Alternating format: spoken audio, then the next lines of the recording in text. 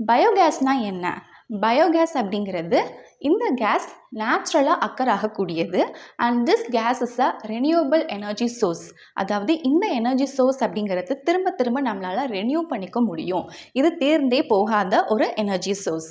And இந்த பயோகேஸை எப்படி produce பண்ணுறதுனா, it can produced from the raw material such as agricultural waste, manure, municipal waste, plant material, sewage, green waste, water waste and food waste.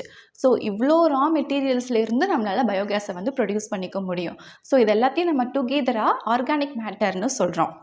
இந்த organic மேட்டரை நம்ம ஒரு பயோரியாக்டர்லேயோ இல்லைனா ஆன்அரோபிக் டைஜஸ்டர்லேயோ R பயோடைஜஸ்டர்லேயோ எடுத்துக்கிட்டு உள்ளே போட்டுட்டதுக்கப்புறமா அங்கே ஆன்அரோபிக் டைஜஷன் அப்படிங்கிற ஒரு ப்ராசஸ் நடக்குது. தட் மீன்ஸ் ஆன்அரோபிக் அப்படின்னா ஆப்சன்ஸ் ஆஃப் ஆக்சிஜனில், காற்றே இல்லாமல் இந்த டைஜஷன் ப்ராசஸ் நடக்குது.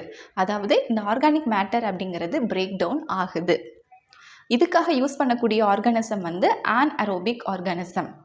அதாவது ஆன்அரோபிக் டைஜஸ்டரில் ஆன்அரோபிக் டைஜஷன் நடக்கிறதுக்கு ஆக்சிஜனே இருக்காது அப்படிங்கிறப்போ அங்கே யூஸ் பண்ணக்கூடிய ஆர்கானிசம் தான் ஆன்அரோபிக் organism.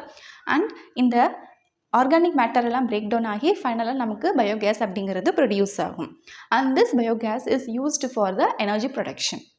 And this biogas has a mixture of gases like methane nearly 75%, hydrogen sulfide, carbon dioxide and hydrogen. And this biogas is commonly called as a gobar gas. ஏன் அப்படின்னா இந்த பயோகேஸோட ப்ரொடக்ஷனில் ஸ்டார்டிங் மெட்டீரியலாக cow dung use பண்ணுறாங்க. இந்த கவுடங்குக்கு ஹிந்தியில் கோபர் அப்படிங்கிற meaning இருக்குது. ஸோ அதனால் this biogas is commonly called as a gobar case.